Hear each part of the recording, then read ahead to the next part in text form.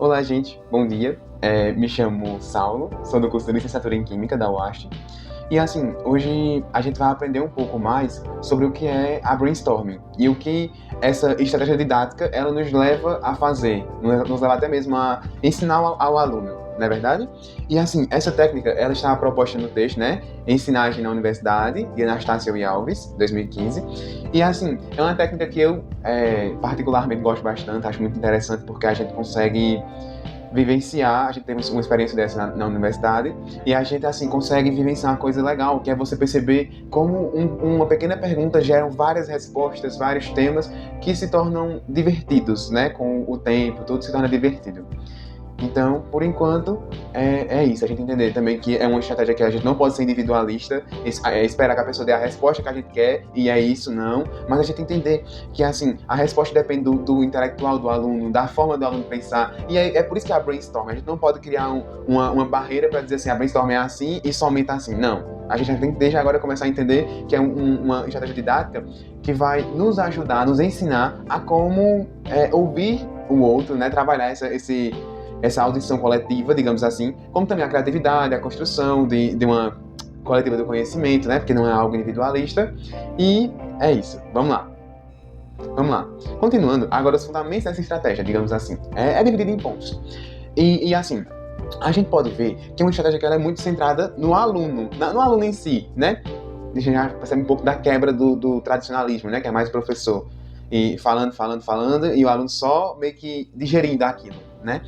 Mas agora a gente já é uma coisa assim, mais livre, sem julgamentos prévios. Como eu dizia antes, não podemos já começar o brainstorming pensando, eita, olha, tem que ser assim, a resposta tem que chegar aonde eu quero chegar. Não, mas entender que o brainstorming vai ser uma coisa que vai ser, não desregrada, não diria desregrada, mas eu diria que assim, dentro daquele nicho que a gente está buscando, a gente vai encontrar a resposta correta para cada um dos alunos, até porque cada resposta condiz e diz sobre a realidade daquele aluno, sobre suas vivências, as coisas que ele já viveu e ainda vai viver e pretende viver, né? Que às vezes o aluno já vai buscando o seu futuro. Então, nesse sentido, o brainstorming ele vai funcionar como até para você conhecer um pouco mais aquele aluno, descobrir como é que você poderia contextualizar para ele.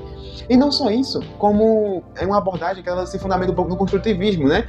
Nessa colaboração de aprendizagem. O aluno, agora, ele começa a colaborar com seus colegas, colaborar com os outros e até com o próprio professor para construir o seu conhecimento, como uma escadinha que ele vai construindo degrau por degrau, a partir do que ele já sabia. Não é mais uma coisa que é assim, eu tenho que esvaziar o aluno ou ter ele como uma folha em branco para eu escrever, para eu dizer, ditar. Não, mas agora por a ideia do aluno, por o entendimento e o conhecimento que o aluno já tem, eu vou começar a levá-lo a um caminho ainda maior, a começar a aprofundar este conhecimento que ele já tem, mas ainda não sabe, às vezes não sabe que é o conhecimento sobre aquele conteúdo específico. Então a brainstorming, por mais que ela seja livre desse resposta certa, digamos, a gente vai entender que ela leva o aluno a construir, a partir do que ele já conhece, os degraus do seu conhecimento, do seu entendimento, né, da sua ensinagem.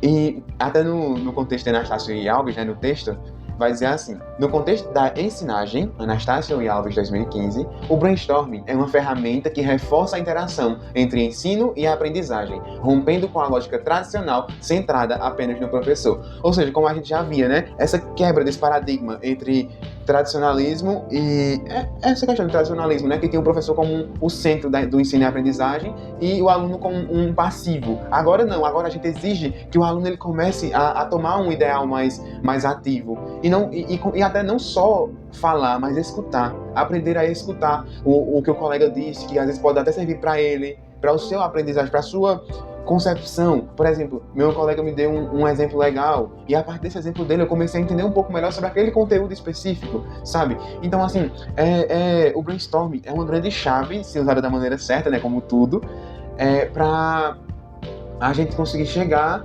a construir esse conhecimento junto do aluno, a partir da bagagem que o aluno já tem, né? Agora, sobre essa questão das etapas de implementação, primeiramente, o professor ele deve seguir alguns passos simples, né? Que seria, primeiramente, a definição do tema. O que seria, não precisa nem dizer, né? Definição do tema. A gente está definindo qual vai ser o nicho do nosso brainstorming. Porque é algo que não tem uma resposta certa, como a gente já disse várias vezes antes. Porém, é algo que tem um tema, uma centralidade. Não é só uma coisa jogada, né? Porque ele vai ter um tema Depois, as regras básicas, que seria, gente, ó, não deve julgar, a gente não precisa pensar antes de falar assim tanto nas ideias, pode deixar elas fluírem, deixar as ideias fluírem. Deve ter o registro dessas ideias, e aqui eu abro um parênteses até para indicar um site chamado Mentimeter, é um assim.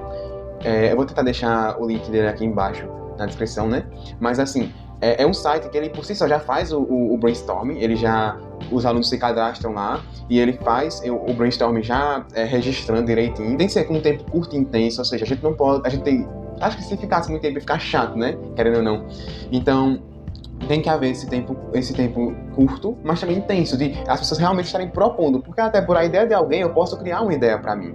Mas a questão é que muitas das vezes há aquele silêncio. E às vezes nós mesmos, como professores, temos que quebrar o silêncio do aluno, né? De dizer, não, gente, e aí, ó, pode pensar que, por exemplo, o tema de tecnologias, pode pensar que meu celular é uma tecnologia, meu computador, e assim, vai criando, né? Dando esse embasamento para começar as ideias a fluírem e eles irem se soltando mais, percebendo que não há o julgamento, né? Que às vezes o medo realmente é esse, julgamento.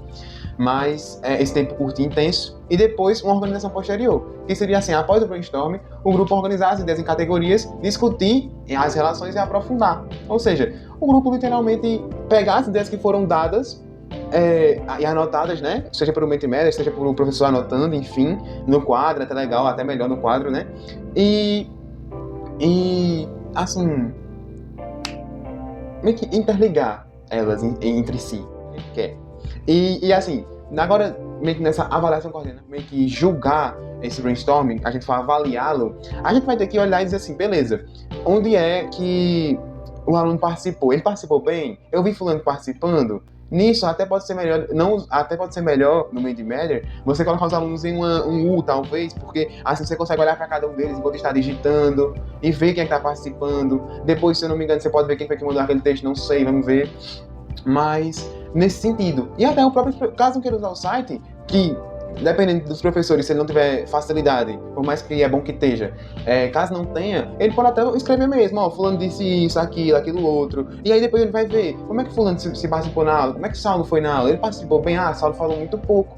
Então a gente já pode começar até a incentivar o aluno, mas também essa avaliação coordenada, né? Dessa forma, a gente consegue meio que avaliar o nosso brainstorming sem dizer que foi, fulano deu a resposta certa e Saulo deu a resposta errada, né? Então, mais uma vez enfatizando, não existem respostas erradas, existem conhecimentos que são diferentes dos nossos, mas que no final eles chegam ao mesmo sentido do que a gente quer chegar, digamos assim. E aí, gente, vocês já usaram o brainstorming? Já participaram de algum momento assim? Eu digo por mim, foi muito legal na estratégia de fundamentos de tecnologias digitais. E assim, com o professor Antônio Inácio, foi muito bom. E assim, usem. É uma estratégia leve, dinâmica, tem muito potencial assim, para tornar a sala de aula mais interativa entre si, né, que é muito importante a gente gerar essa interação entre os alunos para eles aprenderem a escutar, a entender, a associar o que os outros dizem também, para ver se suas ideias, que às vezes já estão tão bem formadas, acabam sendo acrescentadas uma coisinha a mais, não é verdade? Então, é isso, o brainstorming, no seu sentido geral, seria isto.